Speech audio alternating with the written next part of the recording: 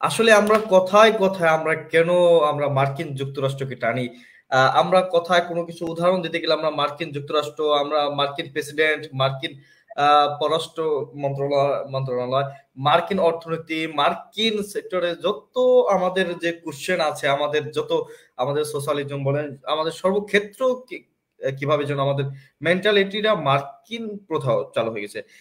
যেরকম ভাবে আমি একটু উদাহরণ দিয়ে আমি আপনাকে প্রশ্ন করছি মার্কিন বিষয়ে। মার্কিন নির্বাচন হয়েছে মার্কিন যুক্তরাষ্ট্রে, আমাদের বাংলাদেশে এটা একটা আলোচনার রোধ, আলোচনার ট্রোল পড়েছে। তারপরে আমাদের যে অর্থনৈতিক বিভাগ বলে আমরা বলি মার্কিন যুক্তরাষ্ট্রের চেয়ে আমাদের বিলিয়ন মিলিয়ন ডলার আমাদের এগিয়ে আছে, আমাদের রিজার্ভ আছে।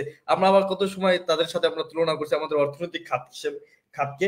আবার আমরা এই মার্কিন ভিত্তিক অর্থনীতি বলেন, পলিটিক্স বলেন, এই মার্কিন ভিত্তিক আমরা জীবনধারা থেকে কি আমরা বেরিয়ে আসতে পারবো কিনা, আমরা বাঙালিয়ানা সভ্যতায় ফিরতে পারবো কিনা? না, এমন অনেক অনেক রাষ্ট্রই আছে যে তাদেরকে আমরা যেভাবে দেখি এভাবে দেখে না। তবে মার্কিন রাষ্ট্রকে দেখার কারণ হলো বড় সবসময় একটু আকর্ষিত হয়। আজকে যদি হিটলার জিতে জার্মান রাষ্ট্র যদি পৃথিবীর শ্রেষ্ঠ জাতি বা প্রতিষ্ঠিত করতে পারতো, তাহলে আমরা জার্মানের এর উদাহরণই দিতাম। তো যে কোনো বড় জিনিসের প্রতি মানুষের একটা সহজাত প্রবৃত্তি, যে একটা আকর্ষণ থাকে। মার্কিন মানে ইউনাইটেড নেশনস, এটা ইউএসএ যে পৃথিবীর শ্রেষ্ঠ বা সব দিক দিয়ে যুদ্ধের অস্ত্র, ব্যবসা বাণিজ্য, আমি এটা এই কথাই বলেছি। আমি একটু অ্যাডজাস্ট করে আমি এই কথাটা এই কারণে বলেছি যে আমরা যখন আমাদের এই 24-এর যে নির্বাচন বা যেটা এটাকে বৈধ নির্বাচনই হোক বলা হোক বা অবৈধ বলা হোক, এটা এখনো নির্বাচন কমিশন থেকে অবৈধ ঘোষণা করছে কিনা আমি সেটা এখনো আমি সঠিক বলতে পারছি না। তো এই নির্বাচন যেটা কি বলা হয়, সেখানে আমরা দেখছি যে আওয়ামী লীগ যারা রয়েছেন তারা দৌড়াইছেন ভারতের সন্নিকটে, ভারতের সান্নিধ্য পাওয়ার জন্য তারা এই নির্বাচনে। এবং কি বিএনপি যারা আছে তারা দেখেছি আমরা, আমাদের বিএনপির ভাইয়েরা তারা আমেরিকার এম্বাসিতে ঘুরছে, তারা আসলে এম্বাসিতে ধর্ণা দিচ্ছে।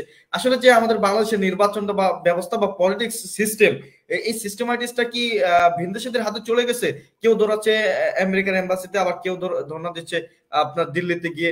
এটা আসলে একটা দুরসা হয়ে গেল না? কেউ দৌড়াচ্ছে।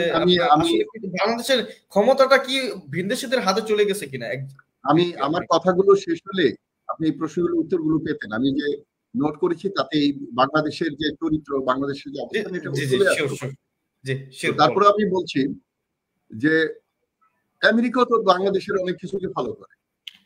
এই যে ট্রাম্পের উপরে গোলাগুলি, সন্ত্রাস, এগুলো তো আগে ছিল না ওখানে। তা আমরা ওই ইলেকশন নিয়ে মারামারি, হোয়াইট হাউসে গিয়ে তছনছ করা, এটা তো আমাদেরকে ফলো করেছে বা অনুন্নত দেশকে তারা ফলো করেছে। তো যার যখন যে সুযোগ সেটা সে ফলো করবে। যাই হোক, আমি ক্রনোলজিক্যালি আসি। যেহেতু এইটা একটা ট্রাম্পের জয় ও ইউনুসের ভয়, এটার সাথে ওতপ্রোতভাবে জড়িত হলো বিদেশ নীতি বা ফরেন পলিসি। কোন ব্যক্তির জন্য কোন দেশের ফরেন পলিসি চেঞ্জ হতে পারে না বা হয় না। কোন ব্যক্তির জন্য রাষ্ট্রের নীতি চেঞ্জ হয় না। হলে হাসিনার মতো পতন হতে হয়, হিটলারের মতো পতন হতে হয়। এবং এই যে ব্যক্তি যখন বড় হয়ে যায় রাষ্ট্র থেকে, আমরা বলি ব্যক্তির চেয়ে দল বড়, দল চেয়ে রাষ্ট্র। আমাদের দেশে হলে কি রাষ্ট্রের চেয়ে দল বড়, দলের চেয়ে ব্যক্তি। এই জন্যই আমাদের। আচ্ছা মেজর আমিন আফসারি, আপনার কথার পরিপ্রেক্ষিতে আমার না প্রশ্নগুলো আর কি, আমার প্রশ্নগুলো মাথায় চলে আসছে যে আমি আগাতে পারছি না। একটু ক্ষমাসুন্দর দৃষ্টিতে দেখবেন। আসলে আমার মুখে আমার ভিতরে যে কথাগুলো জাগ্রত হয় এবং মানুষের আমি প্রশ্নগুলো ক্রাউন করি, সেগুলো আমি বলতে না পারলে আমার কেমন আর কি ভালো লাগে, কাজ করে না। সেটা হচ্ছে যে আপনি বললেন যে ব্যক্তিগতভাবে বা কোনো প্রেসিডেন্টের পরিবর্তন হলে বা কোনো নেতার পরিবর্তন হলে আমাদের যে সংবিধান রয়েছে সেই সংবিধানের নীতিমালা পরিবর্তন হবে না। কিন্তু আমরা যে দেখতে পাচ্ছি যে বাংলাদেশের সংবিধানে শেখ পরিবারের যে সদস্যগণ রয়েছেন তাদের নিরাপত্তা, তারা যদি ক্ষমতা নাও থাকে তাদেরকে নিরাপত্তা দিতে হবে, এরকম একটা নীতিমালা আমাদের সংবিধানে এরকম একটি প্রদর্শনী লেখা হয়েছিল। আসলে এটা তো আগে সংবিধানে ছিল না, তাহলে এটা কিভাবে অ্যাডজাস্ট হলো? শোনেন, এটা তো ধরেন আমি যদি বলি জিয়াউর রহমানের সময় সংবিধানে এটা ছিল না, এমনকি শেখ মুজিবুর রহমানের সময়ও এটা সংবিধানে ছিল না, খালেদা জিয়ার সময়ও ছিল না। আসলে এটা কিভাবে অ্যাডজাস্ট হলো এই সংবিধানে? না, আরো বিভিন্ন সিস্টেমাইটিস রয়েছে, এগুলো অ্যাডজাস্ট করা হয়েছে। যখন রাষ্ট্রের কোনো নিয়ম থাকে না, যখন এক ব্যক্তির কাছে নিয়ম চলে যায়, স্বেচ্ছাচারিতা হয়, তখন যা ইচ্ছে তাই ঘটতে পারে। কিন্তু আপনি যেটা বললেন খুব গুরুত্বপূর্ণ, তাদের নিরাপত্তার প্রশ্নটা আসলো কেন সেটা খেয়াল করতে হবে। যে তারা নিজেদেরকে নিরাপদ মনে করেনি। মানুষ থেকে যখন মানুষ বিচ্ছিন্ন হয়ে যায়, মানুষ থেকে যখন সরকার বিচ্ছিন্ন হয়ে যায়, মানুষ থেকে যখন দল বিচ্ছিন্ন হয়ে যায়, যেমন আগে বলা হতো পুলিশ একজন মারা গেছে আর মানুষ, এখন তো এরপরে বলা শুরু হলো আওয়ামী লীগের একজন, বাকি মানুষ মধ্যে দুইজন। এগুলো তো হয়েছে এই দেশে।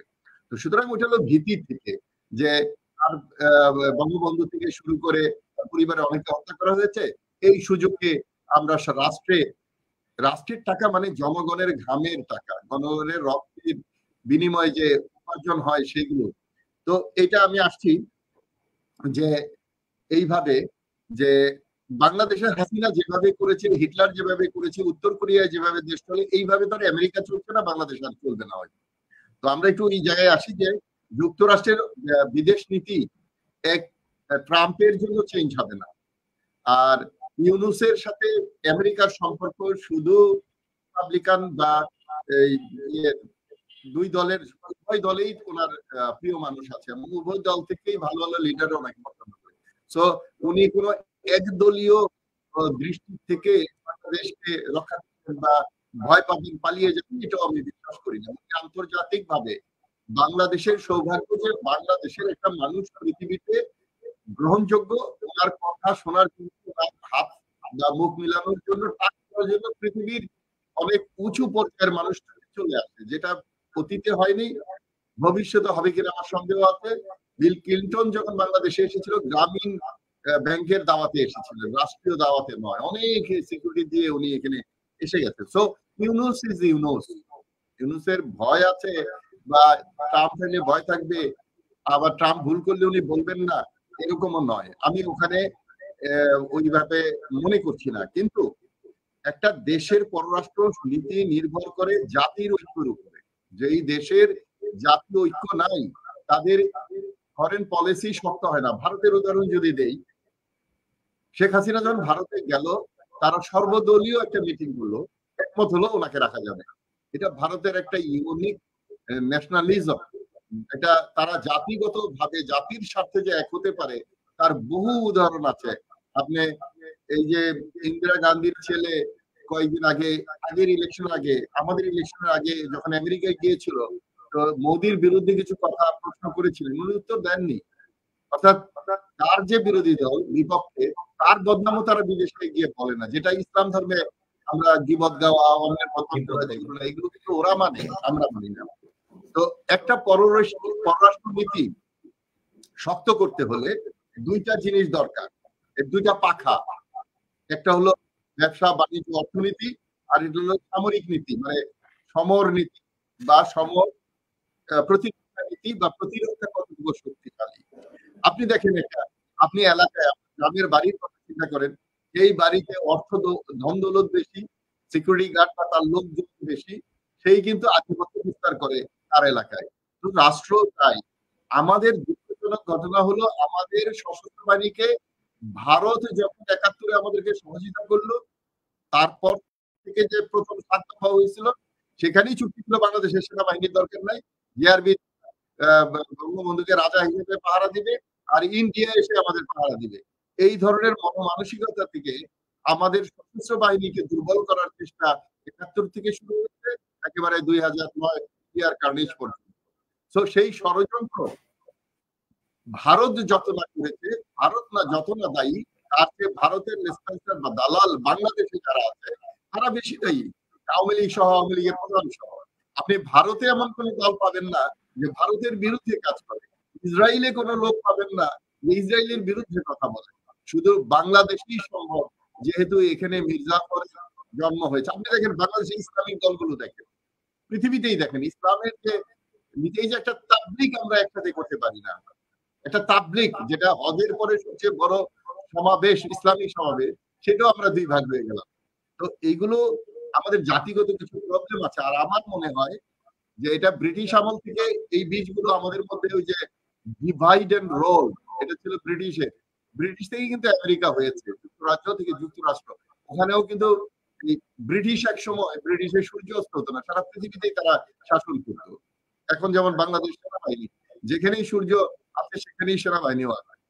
তো এখন আমাদের অর্থনীতি শক্তিশালী করতে হবে, প্রতিরক্ষা শক্তিশালী করতে হবে, তবেই ভারতের সাথে, আমেরিকার সাথে, চীনের সাথে, সবার সাথে সবাই একটু হিসাব করে আমাদের কথা বলবে। সুযোগ আমাদের আছে। 20 কোটি লোকের দেশ, 20 কোটি লোকই সৈনিক হওয়া উচিত, 20 কোটি লোকই দেশপ্রেমিক হওয়া উচিত। মনে রাখতে হবে, যেই সরকার, যেই দল সশস্ত্র বাহিনী পছন্দ করে না, তাদেরকে দাঁড়াতে দেয় না, তারা দেশপ্রেমিক হতে পারে না। যেই দল, যেই সরকার টাকা লুটপাট করে, আত্মসাৎ করে, দুর্নীতি করে, তারা কখনো দেশপ্রেমিক হতে পারে না। এই বিষয়গুলো, এই যে আমাদের জামাতে ইসলামের 2 জন মন্ত্রী ছিল, কেউ বলতে পারবে যে একটা পয়সা চুরি করেছে বা খেয়েছে?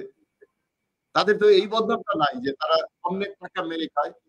আমি জামাত করি না, জামাত পছন্দ করি না, কিন্তু সত্যটা তো বলবো। এখন আমাদের সমস্যা হলো কি, আমরা সত্যটা প্রকাশ করি না, মিথ্যার উপরে নির্ভর করে কিছুদিন সুখে থাকি।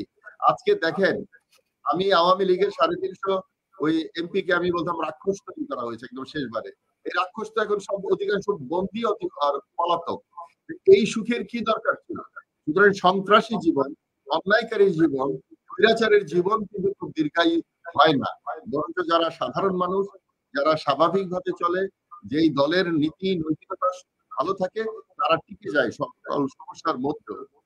তো এখন আমেরিকার যে নীতি, আমেরিকারও কিন্তু সংশোধনের প্রয়োজন আছে। এটা সারা দেশ, যে সারা পৃথিবীর দেশ কিন্তু সোচ্চার হওয়া উচিত যে তারা মানবতার কথা বলে ফিলিস্তিনিতে মানুষ মারছে, ইসরায়েলকে তারা সহযোগিতা করে, ওখানে তারা অস্ত্র ব্যবসা করে, ইউক্রেনে যুদ্ধ লাগিয়ে, জায়গায় জায়গায় যুদ্ধ লাগিয়ে তারা অস্ত্র ব্যবসা করে, এটা অমানবিক। সেই দিকে আমাদের সোচ্চার হওয়া দরকার। আমেরিকা, সবাই যে সহি লোক বা আমেরিকার চিন্তাধারা সব সহি, এটা তো চিন্তা করা যায় না।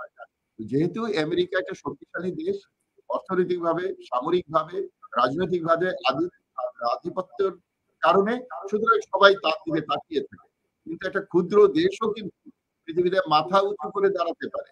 সিঙ্গাপুর দেখেন, তারা রাজনীতিতে নাই কিন্তু ব্যবসায় আছে। সারা পৃথিবীর ব্যবসায়ীরা এখানে আসতে হয়, সারা পৃথিবীর ব্যবসা নিয়ন্ত্রণ হয়।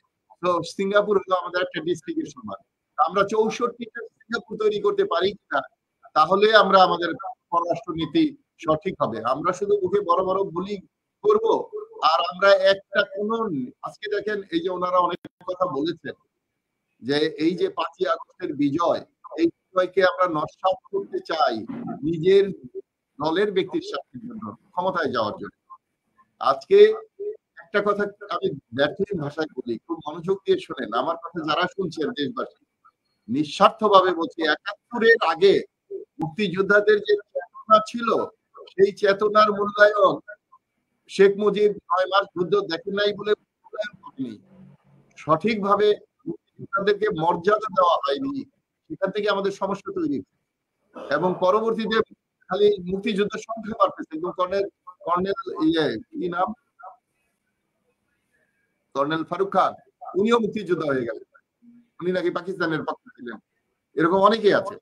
তাহলে এইবারও যে বিজয় হলো, বিজয়ের যে চেতনা, বিজয়ের যে স্পৃহা, বিজয়ের যে উদ্যোগ, বিজয়ের যে বাসনা, এটাকে সরিয়ে যদি বলা হয় এবং নির্বাচন দরকার নাই, তাহলে এই বিজয়ও কিন্তু না, আবার আমাদের বিজয়ের প্রতি যেতে হবে। আমরা কি ওটা চাই আবার রক্তক্ষয় হোক?